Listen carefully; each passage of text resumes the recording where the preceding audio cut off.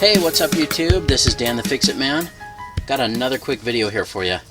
I'm going to show you how to change your front brake pads and your front brake rotors on a 2007 Chevy Silverado.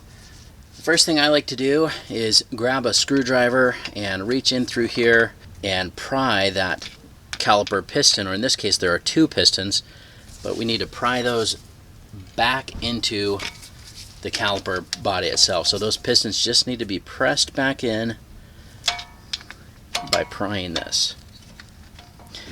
There's other methods that will do the same job, but you can put a large C-clamp right here with the other side on the back, and that will also press those pistons in. But the screwdriver method seems to work pretty easily. So we'll just give some steady, even pressure to both sides until you can see that that caliper is now loosely fitting on there, because the pistons are pressed back in. The next step we need to do is take the caliper off, and there are two bolts. These are 3/4 inch, or you can also use a 19mm socket or wrench to take these bolts out. Now these bolts go into a slide pin, and the slide pin sometimes will spin, and so you also may need to put an open-end wrench here to hold that slide pin in place. Sometimes they don't move around on you, sometimes they do, but let's go ahead and just break that loose.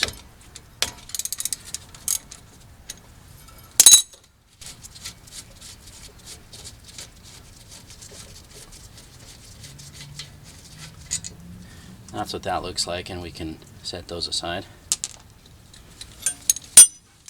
Same thing for the bottom one here. I'm gonna put the wrench on there just in case we need to hold it steady.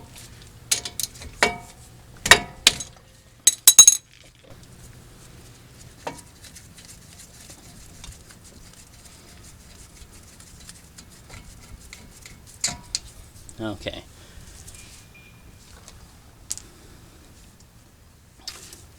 Now we can carefully remove the caliper. Just be cautious of the brake line that's still connected. And I'm going to set this right up here on top of this upper control arm. And just make sure that that's not going to fall down. Now we can pull out the brake pads. Set those aside. And this one here was making a lot of noise. You can see there's a little groove here that was created along the top of this brake pad, because this rotor is pretty grooved, but that's why we're going to change out the rotor too. So the next thing we need to do to take off our rotor here, the brake disc, is to remove this caliper support bracket, and that's held in place by two bolts. This is the lower one I'm showing you first, and those are actually an 18mm. So we need to break those loose and remove them.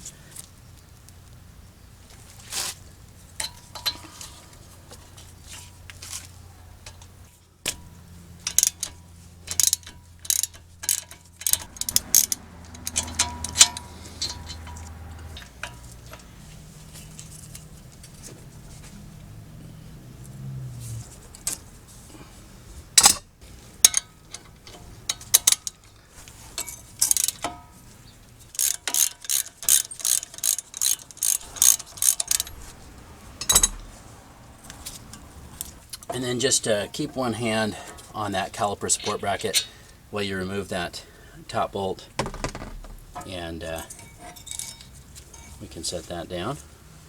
Okay, now the rotor is still held in place by this one little bolt here, and that's a Torx bit bolt. This is a T30. We can just take that out. This one was not very tight. Set that aside. Now sometimes you get lucky and the rotor just pops off, and other times it's stuck and you'll need to use two bolts into these threaded holes, and by turning those in, it will press on the hub and pop the rotor off. I can already tell this one's nice and loose, so we'll just pull that off. Now we can put the new rotor back on. Make sure we line up the tapered or countersunk hole here with the threaded hole on the hub, where that little Allen, or that little Torx bolt is going to go.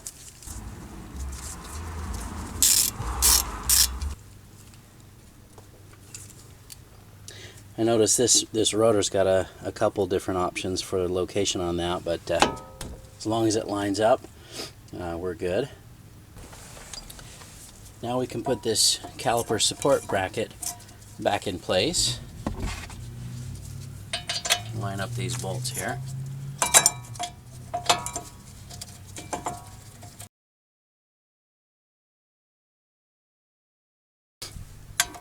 Now these were really tight, but we're just gonna tighten them down for right now, and then I'll go look up the Torx spec before I put everything back together. And I'll put that in the description.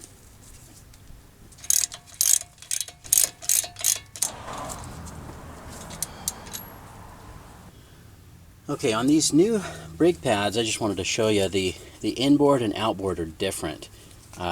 The inboard pad has got this straight metal backing piece right here. That's the inboard pad. And then also you'll notice this has the little metal noise maker, and that will let you know when the brakes are time to change again, or at least that's the intent. But before I put brake pads back in, I do like to use this Sil Glyde, and I'll put a link to that in my description as well. But that really seems to cut down on the vibration and noise. You just make sure you put a little bit on the back of each pad, and then I like to put a little bit at the ends as well. Just a really thin layer. This is just enough to keep some of the vibrations down and some of the noise. And this also allows the pad to move in and out of this little retaining spring. Same thing for this other pad here. I usually just put a couple little dabs on the back, and just use your finger to kind of spread that around nice and thin, and then a little bit at each end, a little bit where it's going to make these little contact points. You could put a little bit on these little metal retaining springs or clips there too, and then we'll just put that into place. Okay, now we can put our caliper back on. Just be careful, as again it's still connected to that brake line. You may have to pull the slide pins in just a little bit to get that to line up, and then we can put in these bolts on the top and bottom. We'll just get them started by hand.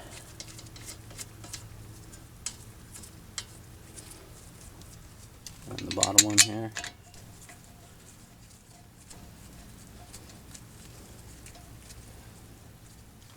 Now just remember, this is that 3/4 inch, or you could use a 19 millimeter.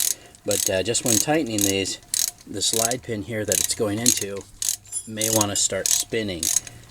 So have a 3/4 inch open-end wrench handy.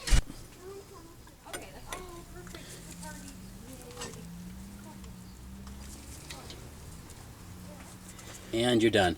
I'll go ahead and put the Torx specs in the description, along with a link to my website, which will have additional information and a few other product links on a few of the things I used in the video. Before you drive off, make sure you step on the brake pedal a couple times to push those caliper pistons back out, and double check the level of brake fluid in your master cylinder. Also a good idea to clean up the new rotor with some brake clean, which I'm going to do that as well. So thanks so much for watching, and good luck.